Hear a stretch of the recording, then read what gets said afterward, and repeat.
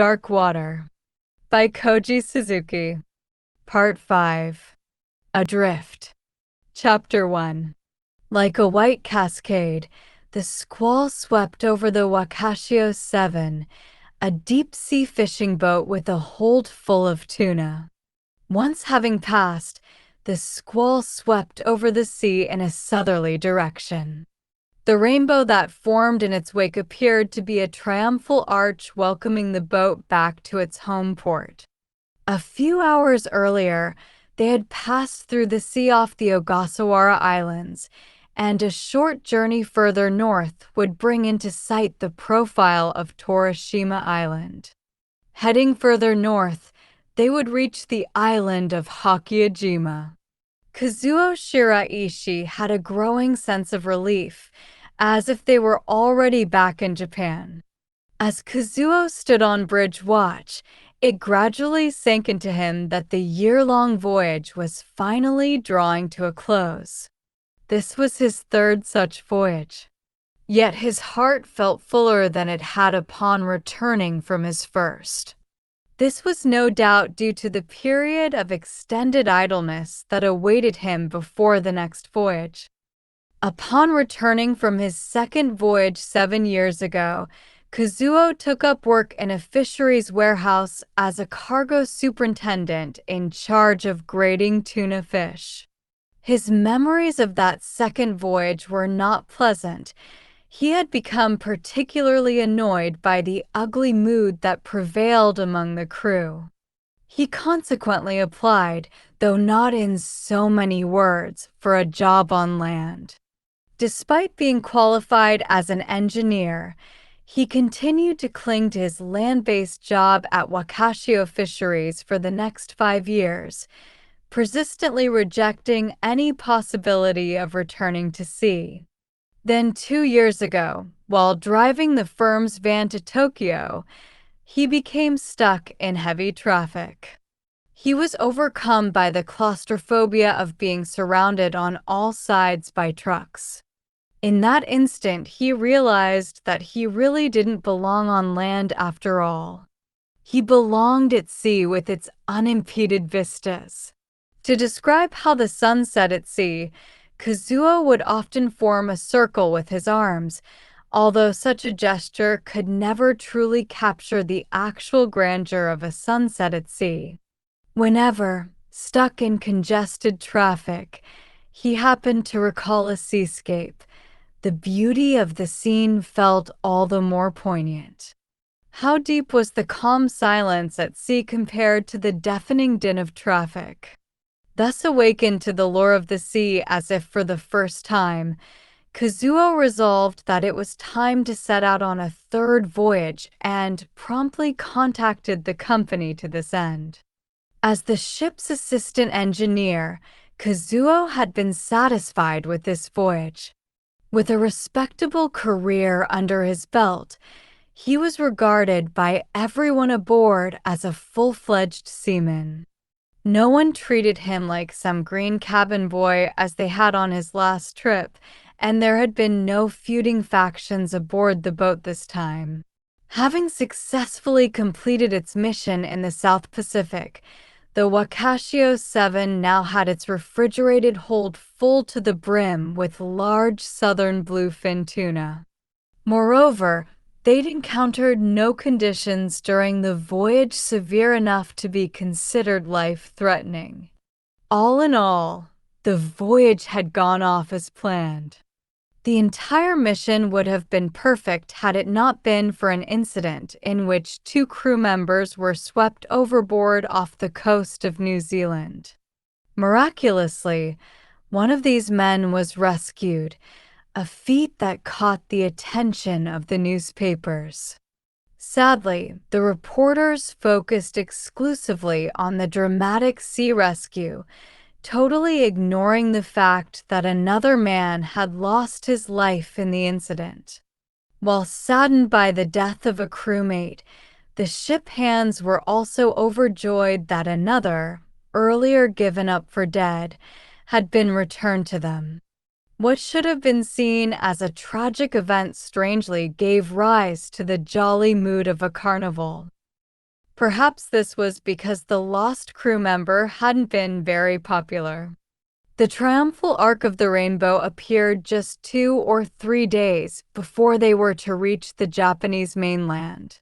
As Kazuo stood at watch on the bridge, a smile came unnoticed to his face. The voyage had garnered a huge catch. He stood to make a pretty penny. Thinking how he'd spend this money, he couldn't help but grin.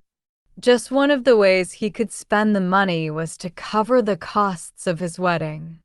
Kazuo had turned 27 during the voyage and was seriously considering marrying a girl back home.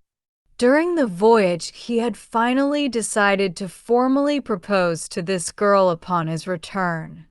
As for any future deep-sea fishing voyages, the two of them would have to discuss it first and decide if that was what they both wanted. If she opposed any future trips, he'd listen. As Kazuo thought things through, he realized that this could be his last voyage. That this might be his last homecoming made the moment on the bridge all the more emotional for him.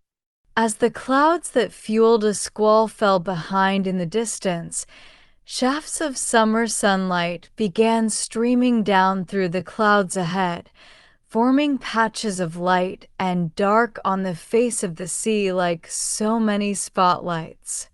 It was 3 in the afternoon. Ahead to port could be seen the profile of a boat that resembled a yacht as it slid from a dark area into a patch of light. After straining his eyes in that direction, Kazuo used his pair of binoculars to make sure. It was in fact a small ocean-going cruiser. Although the vessel seemed to have emerged from a gap in the clouds themselves, it was heading directly toward them on the port side as though to cross paths with the Wakashio 7, which was running on autopilot. Kazuo gave 5 consecutive blasts of the steam whistle. In addition to indicating alarm about the cruiser's direction, they were meant as a warning. After sounding the whistle, Kazuo peered through the binoculars again. The cruiser was traveling with its sails down. There was no sign of anyone on board. There should have been someone standing watch on a boat of that kind, no matter what the circumstances. Without someone to keep watch, there was always the risk of a collision. Kazuo sounded the whistle again while observing the cruiser through his binoculars. Nobody appeared on deck. He wondered if their whole crew was fast asleep in the cabin. He certainly couldn't think of any other way to explain the total absence of anyone on deck. Looking suspiciously like a phantom ship, the cruiser bore down on a collision course with the Wakashio 7. Kazuo lost no time in calling Captain Takagi and informing him of the situation. The captain silently scrutinized the cruiser with unaided eyes as Kazuo waited. Odd, very odd, muttered Captain Takagi at last before putting the ship's engine in neutral. With the engine idling, the boat continued to drift forward for a while under its own momentum, before it finally came to rest. The hull of the cruiser was by now right below the deck of Wakashio 7. Closer inspection revealed that what they had taken for a small cruiser was actually a luxury yacht about 40 feet in length. Its deck was white and the rest of the hull a regal maroon, with double lines running along the side. They could see a diving platform mounted on the beautifully curved stern. It was obvious at a glance that the yacht's owner was extremely wealthy. Seamen assembled on deck in 2s and 3s along the port side. From there they called down to the yacht. "Anyone down there?" The repeated shouts of the men brought no response from the yacht. Not a single face emerged from the cabin below. A 40-footer of this type would normally be manned by 4 or 5 crew members at the very least. What should we do? Bosun Shibasaki turned to the captain for instructions, a scowl on his face. It was clear he just wanted to forget this matter and head on full speed ahead toward their home port of Misaki. Well, we can't pretend we haven't seen it. Captain Takagi then unfolded his arms and ordered the junior seaman to lower a boat. The yacht could have been in an accident, and he couldn't just ignore her and forge ahead. It was the duty of all seamen worthy of the name to come to the aid of ships in distress. A rope from the Wakashio 7 was tied firmly to the bow cleat of the yacht. Once they'd prevented the vessel from drifting away, a seaman boarded the yacht. He quickly surveyed the cabin quarters before shouting back, "There's no one here. Double-check the berths and bunks." With this command from the captain, the scout went back down into the cabin before returning a minute or so later. "There's not a soul aboard, Captain." Then he added in a lower voice, with less confidence, "There's something weird about this." But this was drowned out by the captain's roar, "Give me her registration number." The man read off the number that appeared on either side of the yacht. "KN2, 1785, sir." The KN indicated that the boat was registered in Kanagawa Prefecture. "Got that. Stand by and await further instructions." Returning to the bridge, the captain placed a call via the Inmarsat phone to the 3rd Maritime Safety Division headquartered in Yokohama to report a deserted ship adrift at 29 degrees north by 141 degrees east. Asked for a detailed description of the boat as it was discovered, Captain Takagi gave a frank account of what he'd just seen. "Any persons adrift in the sea around the vessel?" "Negative."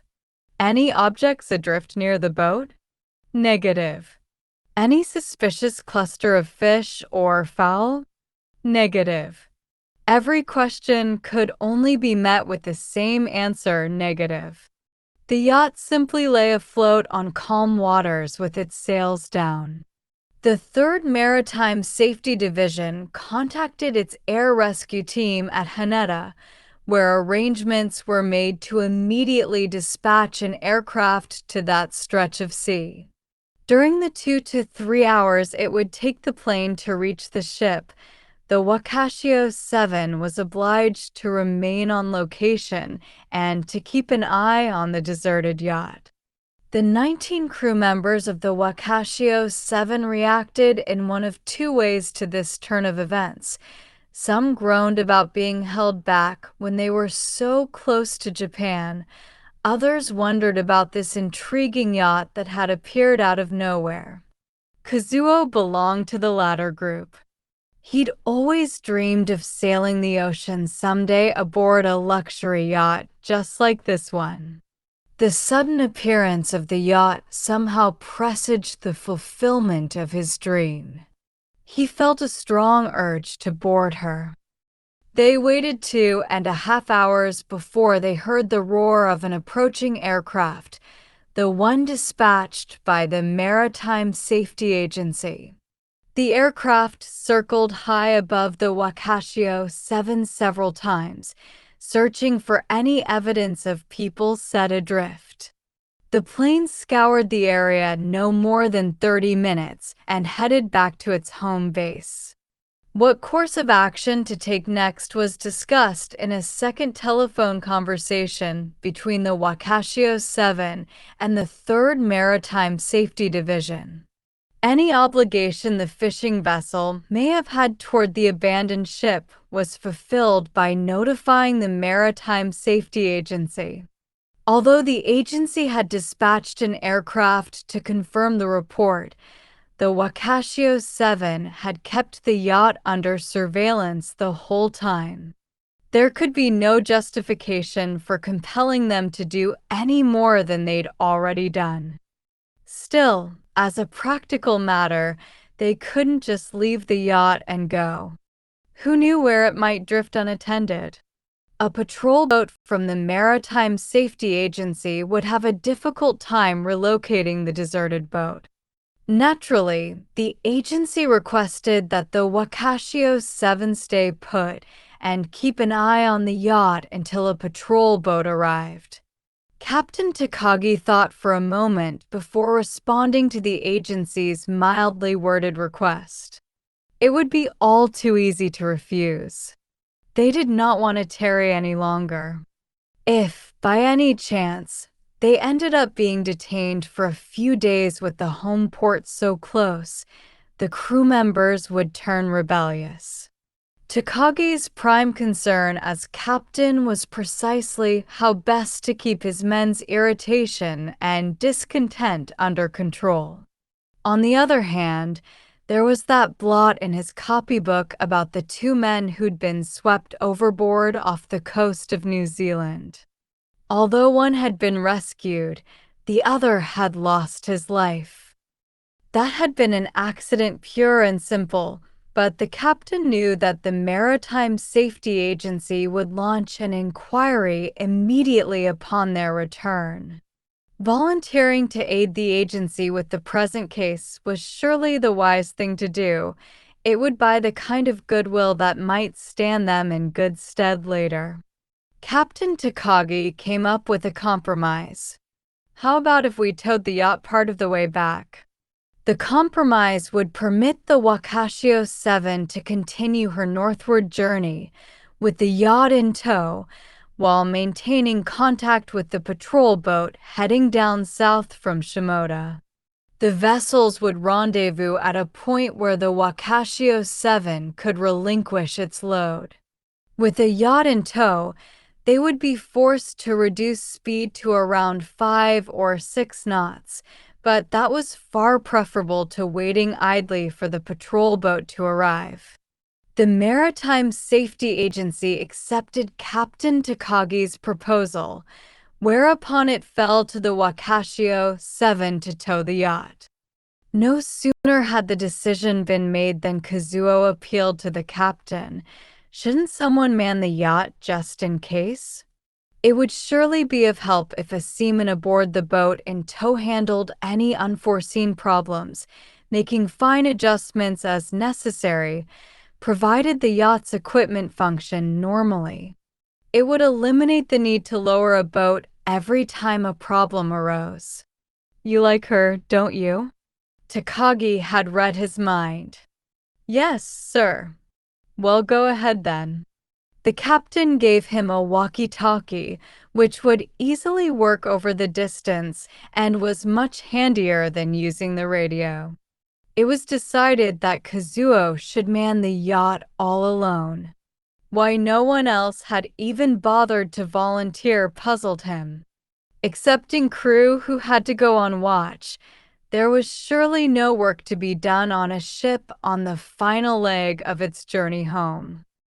How comfortable it would be, he imagined, to sleep in the cabin of the cruiser, rather than on a bunk in a cabin shared with 4 men.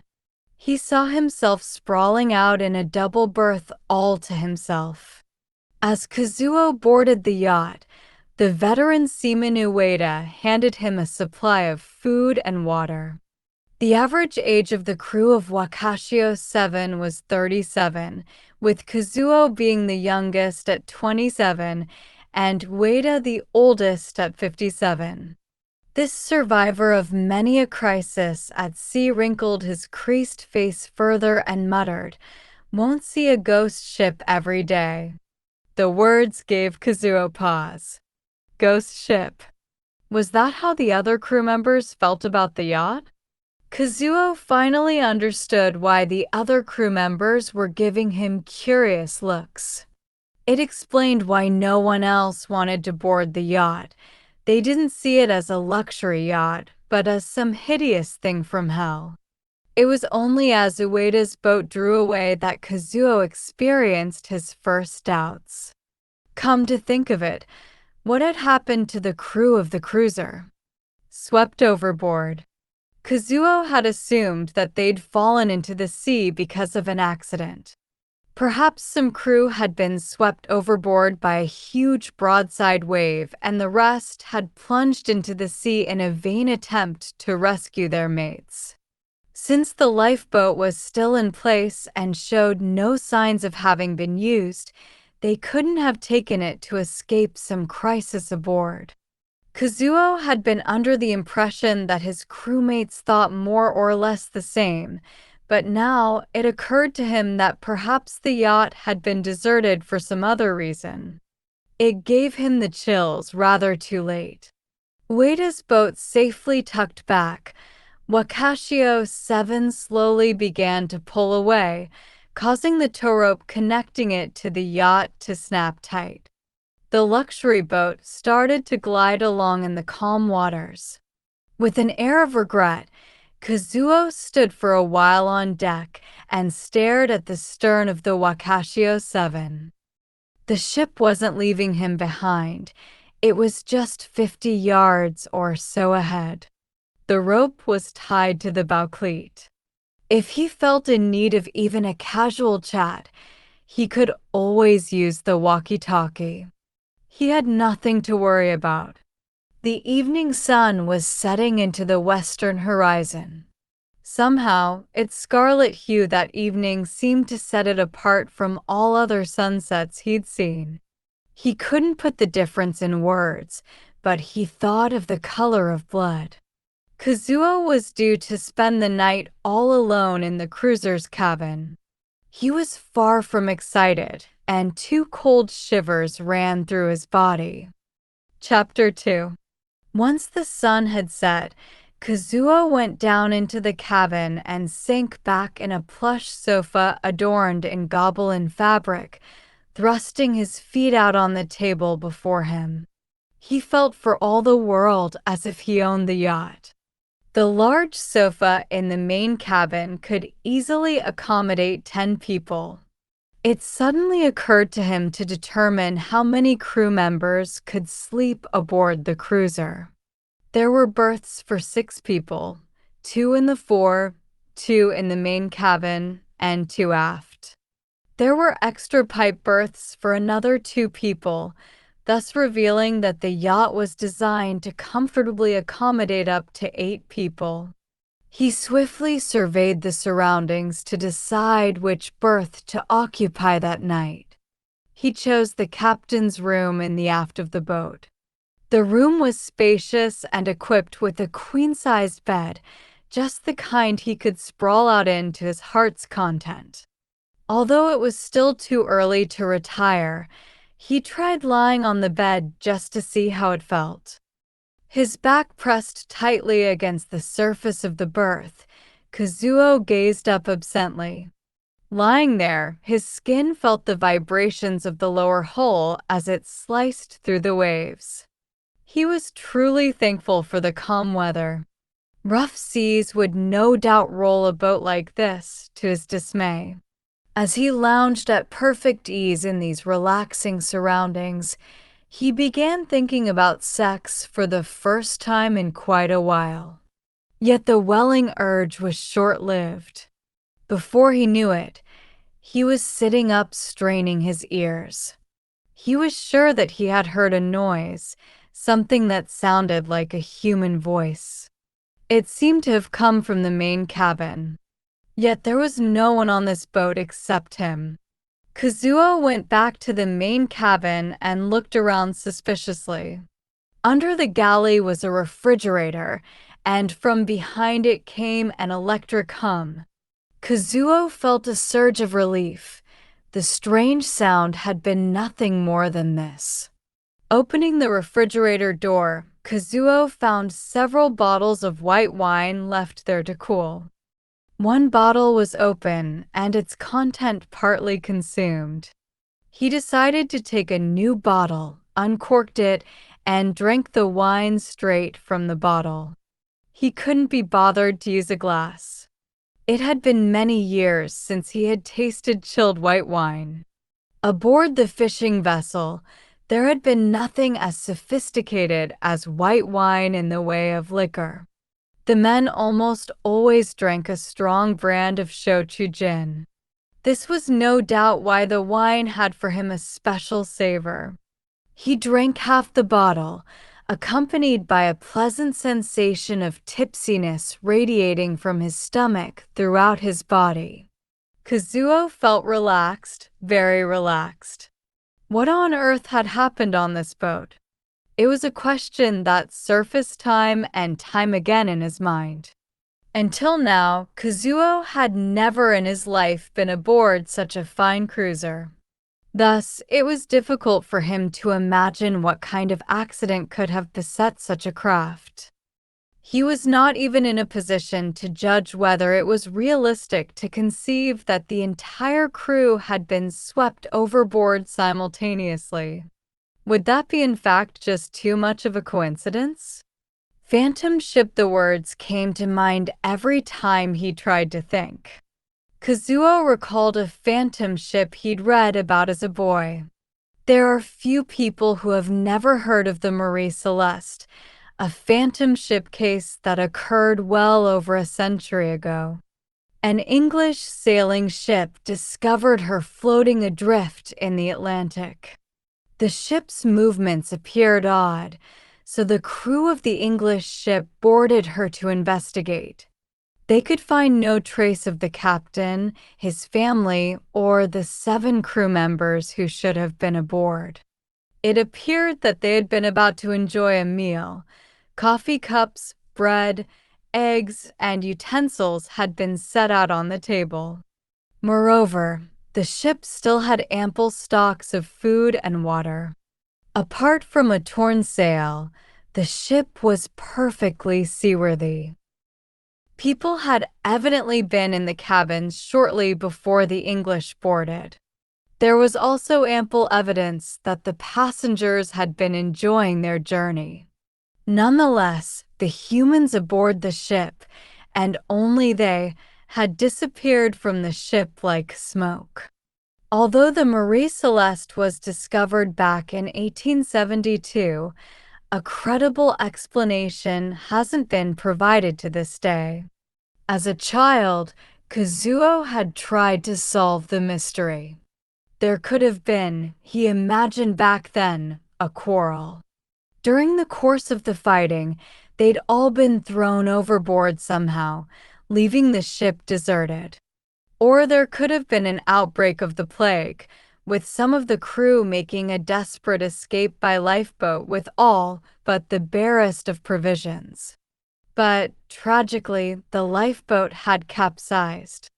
It was all too easy for a child to come up with such theories, but they did not explain the very real aura of daily routines that had remained so strongly in the air. There had been no sign of any disturbance or trauma to support the theory of a quarrel or plague. The orderly way the table had been set for a meal ruled out such scenarios. Always raising more questions than he could answer, Kazuo had given up the chase in frustration. Just as on the Marie Celeste, this cruiser's cabins were in perfect order. Although no meal was out on the table, the boat had an ample supply of drinking water and fuel. It was also in perfect condition. The interior of the cabins had been kept meticulously tidy, suggesting a penchant for cleanliness on the owner's part. There had been no lack of space on the boat. It had been occupied by a family of 4, whose belongings were packed neatly in the lockers. According to the boat's log, the cruiser's home port was the Bayside Marina, which it had left 6 days earlier. The log bore a detailed account of each stage of the voyage, coming to an abrupt end on the 4th day. In other words, just 2 days earlier, some serious incident had occurred on the boat. As far as Kazuo was concerned, all the relevant information regarding the circumstances of the yacht had been uncovered during their initial investigation and relayed to the Maritime Safety Agency. But he hadn't read the log yet. Taking the logbook from the chart table, Kazuo moved to the sofa, where he sat down and drained the wine remaining in the bottle. The leather cover of the logbook bore the name of the boat's owner, Takayuki Yashikuni, captain.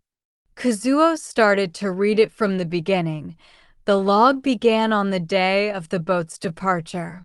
July 21st, Friday. Fine weather.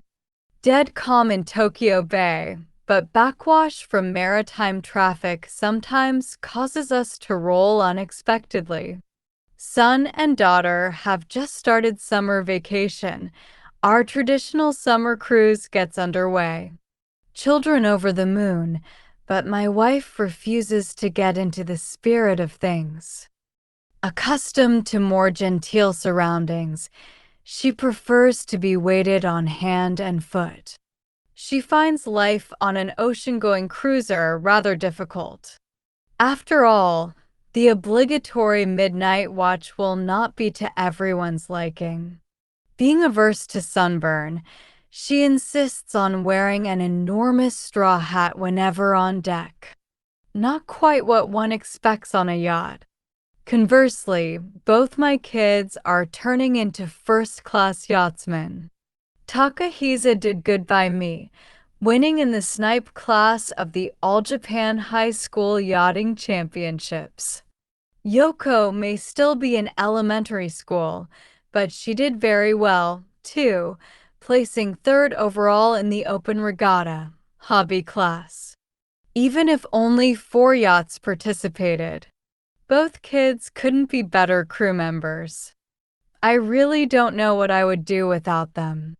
My wife will not pull her own weight, but if the kids manage to cover for her, I believe we will enjoy a fair open-sea cruise. We will therefore sail longer than we first intended. This will now be a 10-day cruise around the island of Torishima and back. Perhaps we can get as far south as the Ogasawara Islands? No, that will be next year's treat. Reading the log up to this point, Kazuo already had a clear picture of the owner and his family. With a son in high school and a daughter in elementary, the owner and his wife had to be in their 40s. The son belonged to a high school yachting club. The daughter, probably a 5th or 6th grader, was also crazy about sailing. Then there was the wife, who, being of genteel upbringing, did not enjoy life at sea. From what the log suggested, they were not only well off, but the very image of a happy family. Kazuo couldn't tell what the father did for a living, but he certainly didn't seem like a regular salaried employee if he could get 10 consecutive days off work at this time of year and, of course, afford the upkeep of a luxury yacht. He had to be either the owner of his company or a successfully self-employed man. As Kazuo read on, his envy subsided. The owner's unabashed love for his wife and children made it difficult for him to feel resentful toward the family and its privileged circumstances. The log, in fact, was invigorating to read and put Kazuo in a sunny mood. Here was the kind of family you never saw in the seaside fishing community where he'd grown up. His parents had fought constantly like alley cats, and they'd been too poor to afford a car, let alone a luxury yacht. As the second of 4 children, Kazuo had never been pushed by his parents to excel in either sports or studies, nor could he recall being praised by them, ever. His family had never spent so much as a single night away together on vacation. The life portrayed in the log reflected so many ideal family virtues, not one of which his own family had evidenced. Perhaps it was just that this family was too perfect. But by the 3rd day out of port, the idyllic voyage was seeing signs of trouble, if that wasn't an overdramatic way of putting it. The father was beginning to get bad vibes about something, and it was communicated in the pages of his log. July 23rd, Sunday. Cloudy, occasional rain. It may have been a coincidence, but I'm not sure. I do feel uneasy about this sort of thing when we're out at sea. I wish she hadn't mentioned the dream at all. When Yoko described the dream she'd had last night, my wife gasped and fell silent. She reacts badly to things of this nature. She must have had the same dream. Although I can't be sure, I think I had the same dream too. I can't be more precise because I simply have no clear recollection of it. Perhaps as Yoko recounted her dream, I came to feel that I'd also had the dream. I simply can't say. Nothing could be as appalling as seeing your family, your dearest loved ones, drown in the sea before your very eyes and finding yourself unable to lift a single finger to save them. If that weren't bad enough, the sensation of having pushed them over yourself lingers in your hands. Why? I cannot understand. It's the last dream anyone would want to have. Maybe the dream was born of fear. The terror of losing loved ones becomes so obsessive that you come to glimpse the worst possible scenario. Let that stand as the interpretation. Enough. I'd rather not think about it again. It was clear to Kazuo what the writer was saying. A discussion of the previous night's dreams revealed that every member of the family had had the exact same dream the night before. Each had pushed the others into the sea with their own hands. The log then went on at length to describe how smoothly the voyage was going. The writer was attempting to dispel the uncanny dream with a forced tone of cheerfulness, and Kazuo just skimmed these pages. July 24th, Monday. Yoko made another strange remark today. She has a habit of doing this, and it's beginning to annoy me. She seems convinced that she has some strange powers. Such nonsense must be the fad at school. She was probably scaring her classmates with that kind of talk at the school outing before summer vacation. All that difficult to imagine. I know Yoko shared a room with 3 others. When it got dark, the silly girl must have told them there's someone else in this room. Hinting that there was a 5th presence, managed to scare the others. And so now she's trying the same trick on us. It's the kind of thing she would do. Listen, Yoko. There are only the jour of us on this boat. There is no 5th presence here or anything of the kind. Last year, when I brought one of my friends along, you didn't like it, did you? You said you had nothing against him, but that it tired you having to be on your best behavior all the time. So I planned this cruise for us to be all by ourselves, just the 4 of us. Have you got that? The only ones here on this boat are the 4 of us, the family. Just as you wanted. Although there was no exact indication of when this entry was made, it was probably at night. After all, the log came to an abrupt end with the following few sentences. Tomorrow morning we'll enter the waters south of Torishima and begin our cruise around the island. We must thank God for this excellent weather and calm voyage. One just heard someone scream. Takahisa is now on watch. He probably saw a shark's fin cutting through the water. Such a sight is certainly not comforting, especially in the moonlight. Now that I think about it, today at dusk. At this point, something no doubt caught the writer's attention, for the sentence wasn't finished. He must have abandoned the log to go investigate. As the captain was making this entry, his son stood on watch, while his wife and daughter were probably asleep. The log recorded what the daughter had said earlier that day. Yoko had apparently tried to persuade her father that there was some other presence aboard the cruiser.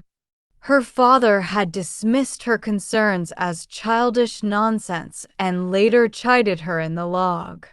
The daughter seemed to be fond of making remarks that hinted of the occult. Closing the leather covers of the log, Kazuo threw it onto the table. According to the entries, something had happened on July 24th, 2 nights ago. The 4 of them had either vanished that night or been swept overboard the next morning, though the details of this weren't clear. 2 things bothered Kazuo now that he'd read the log.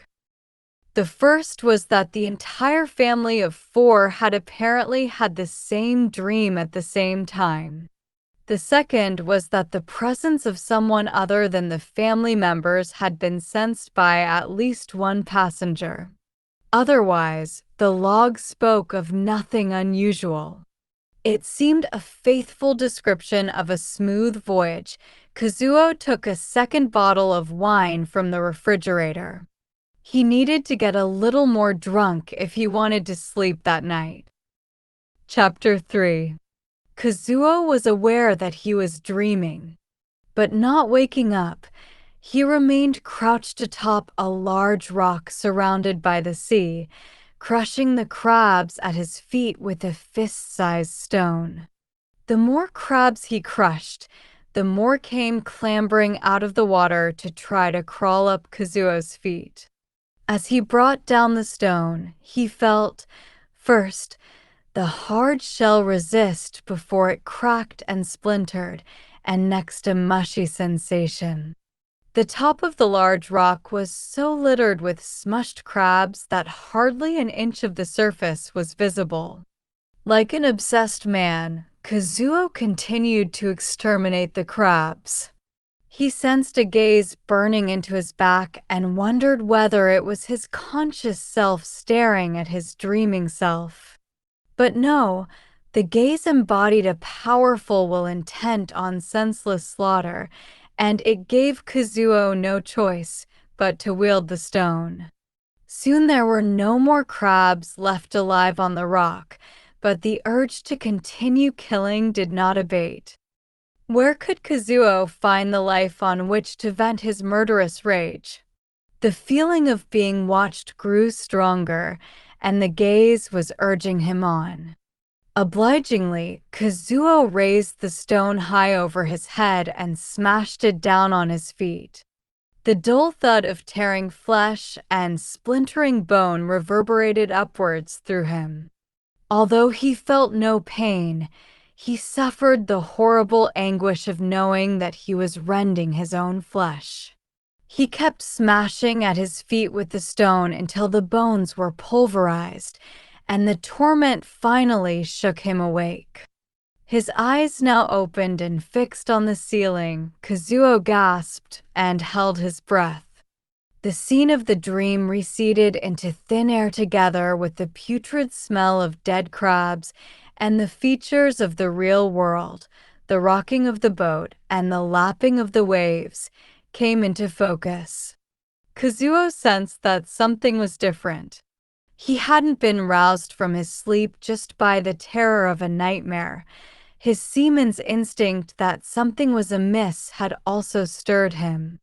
Instantly forgetting the dream, he concentrated every nerve in his body on the motion of the boat.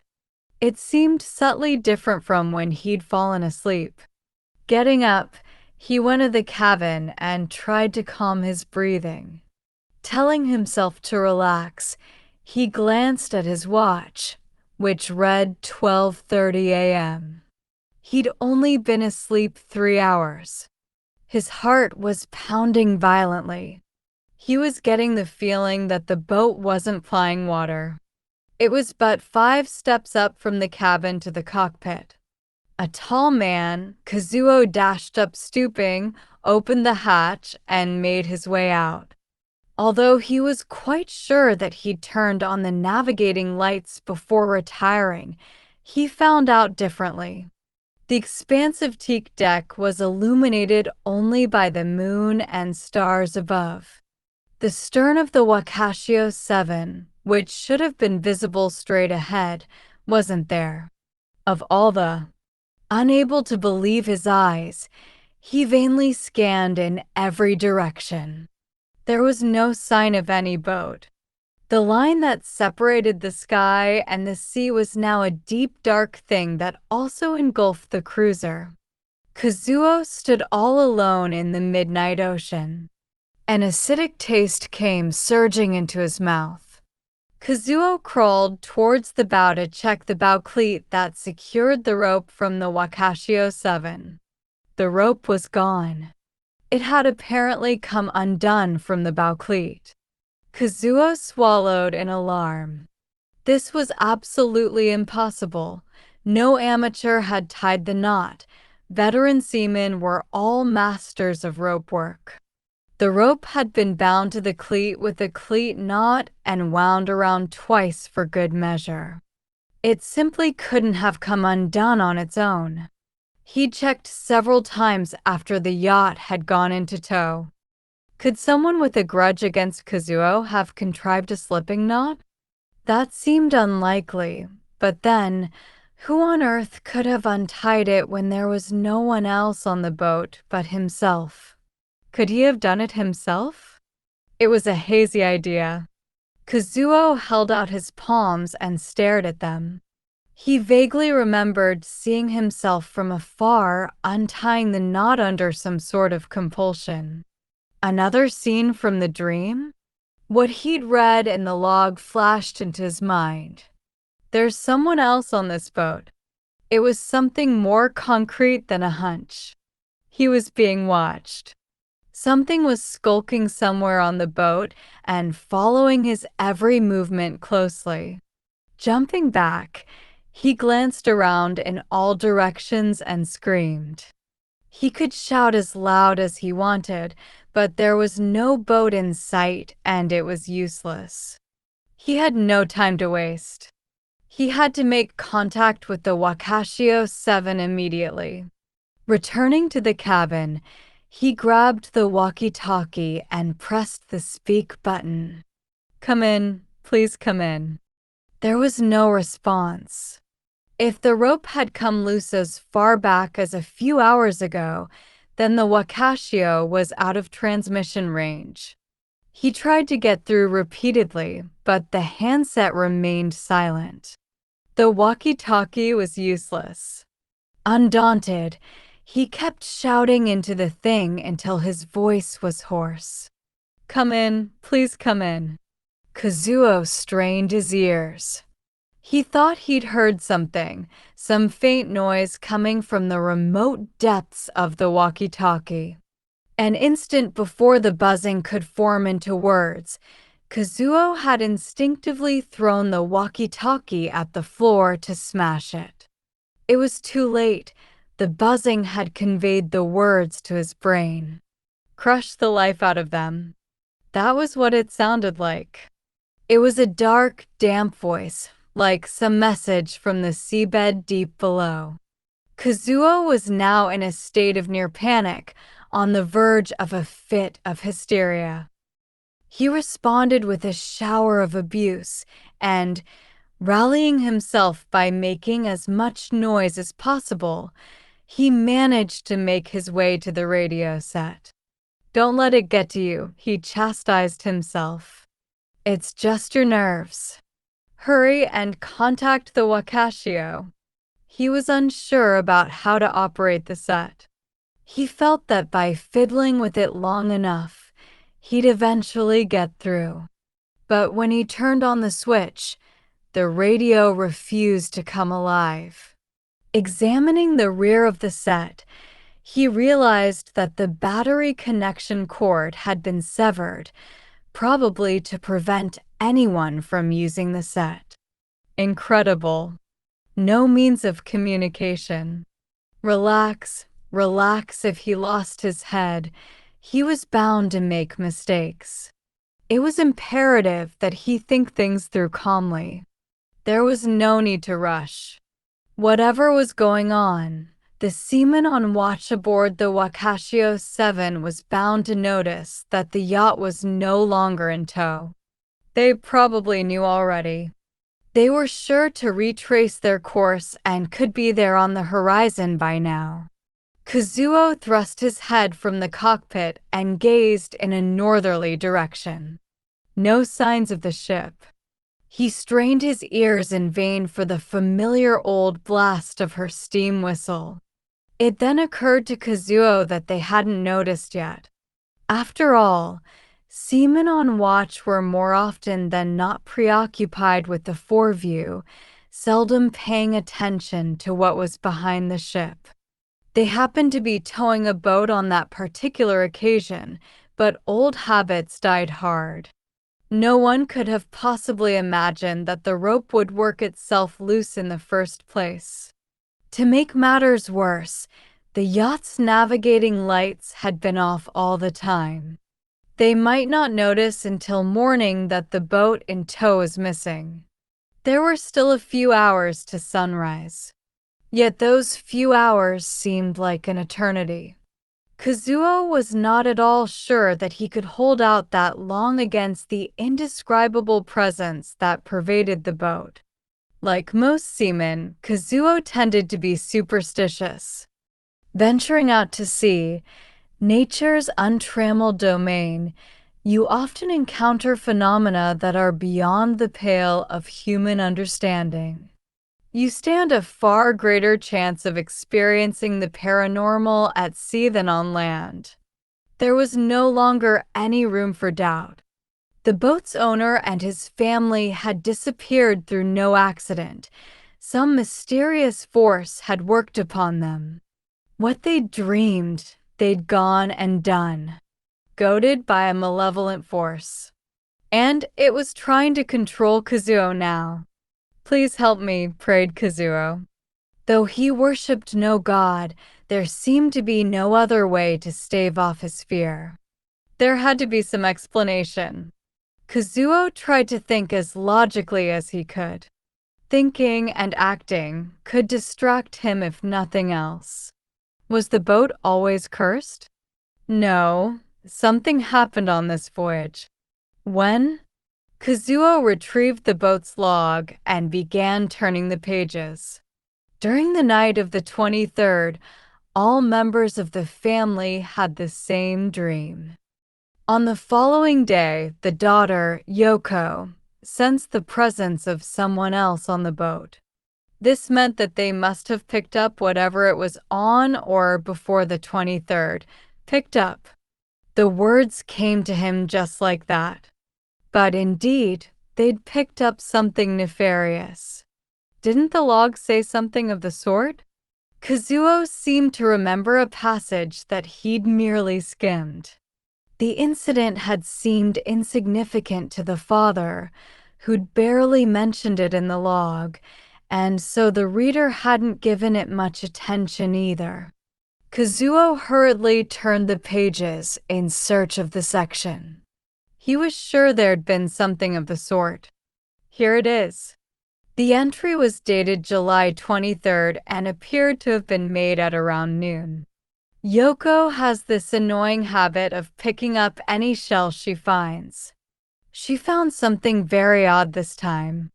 Strange that it should have been drifting in the ocean. It's a bottle containing some kind of shell, resembling a bivalve. The shell is about the size of a human hand and much larger than the neck of the bottle, but there it is inside the corked bottle. I wonder how anyone could have gotten the shell into it without damaging the bottle. Surely the thing can't have grown to that size in the bottle? Perish the thought. I told her to throw the thing away, but she ignored me and hid it somewhere where Daddy can find it. She's clearly afraid I'll toss it overboard if ever I find it. But Daddy isn't so cruel as to throw away any of her treasures, even that shell. I wonder why Yoko doesn't find the shell creepy. The shell's pattern looks like an eye. If you hold the bottle up and take a close look, it's really quite frightening, the way it seems to be staring back at you. Those are eyes if ever I saw one. Normally, the inside of a half-open shell is a lustrous pearly color. But this shell has a fleshy mound bulging out on each side. It's altogether different from the thin muscle that pulls the halves together. It looks like flesh, with scarlet capillaries on the surface. The lens and gelatinous cornea are a cloudy brown, with the overall shape of the eye slightly warped. They resemble the eyes of a rotting tuna and seem to exude malevolence. An uncanny gaze, I must say. We really should get rid of the thing. Treasure or not, I can't stand it. Where could the silly girl have hidden it? Sometime around midday on the 23rd, Yoko had found a bottle and picked it out of the sea. The bottle contained a shell resembling a bivalve. What was more, the shell bore a pattern that looked exactly like an eye. This is it. The source of the curse. The problem was where the daughter had concealed the shell. He had to find it and find it fast. And then what? Return it back to the sea, of course. Since the couple had been sleeping in the aft berth, the children must have been using the foreberth. Ever conscious of what was behind him, Kazuo began to go through the contents of the locker. His consciousness seemed to skip, and the next thing he knew, he was staring at his hand, which was on the locker door, as though none of this really concerned him. His hand seemed to be an organ separate from his own body. When the hand moved slightly, he felt the urge to crush it. He wanted to destroy every animate object, every living thing. A gaze that bore down on him from God knew where told him to. Throwing his head back with a growl of defiance, he fought the murderous urge. If he didn't hurry, it would get the better of him. Losing the battle meant doing to himself what he'd done in his dream. He didn't stop at the foreberth, in the main cabin, in the aft berth. He searched every nook and cranny that could hide anything. Yet he found nothing like a shell in a bottle. Where could the damned kid have hidden it? Taking his anger out on the boat's furnishings, Kazuo turned the whole place upside down. Before he knew it, his elbow was bleeding. He had apparently struck it on the corner of the table during his rampage. Could he have done it on purpose? He simply couldn't say. He couldn't even recall, beyond a haze, what he'd been doing a few seconds ago. Touching the lukewarm, viscous stuff with his left hand, confirming the color of blood, he panicked and went on another mad rampage. He no longer knew whether he was searching for the bottle or just trying to maim himself. He cut his shin on the shard of a broken wine bottle and soon slipped in the blood, landing forcefully on his buttocks. Yet, for all his fervor, his search was in vain. I can't stay here. It occurred to him to escape. It could just make things worse for him, but he hadn't the leisure to think about it. Chanting "Can't stay here" like some magic charm, he found a flashlight and made his way out on deck. There was nothing but sea on all sides. He had to resist the urge to jump overboard. Gotta escape. Shining the flashlight over the deck ahead as he moved, he searched for the lifeboat stowed at the rear of the cockpit. Upon boarding the cruiser, they'd confirmed that the lifeboat was still there. Praying, he opened the locker, and there, to his immense relief, he found what he was after. This was the only chance he had left. The Maritime Safety Agency was bound to dispatch another aircraft in the morning. The lifeboat was brightly colored so as to be clearly visible from the air. They would find him sure enough. It also had a stock of several flares. Placing the container holding the boat at the edge of the deck, Kazuo pulled the tag as directed in the instruction manual. The lifeboat emitted a quiet hiss and began inflating. Securing it with a thin rope, he lowered it into the sea. Before climbing into it, he looked around one last time. He caught sight of 3 waterproof bags marked supply sack in the container. The owner must have specially prepared them to supplement the emergency supplies that came with the lifeboat. Guessing that they contained water and food, Kazuo tossed all 3 bags into the lifeboat and jumped in after them. It was probably because there hadn't been much wave action that the whole thing had gone smoothly. Just 6 feet in diameter, the circular boat was labeled as being good for 6 people, but it was cramped enough even for 1. Kazuo cast off the mooring rope, and the lifeboat rocked unsteadily away from the yacht. He was surprised to find no relief in watching the yacht steadily recede into the distance. He could only rationalize to himself that it was the anxiety of being in such a frail craft as the rubber float. As he thrust his legs out in front of him, he felt the motion of the sea on his rump through the bottom.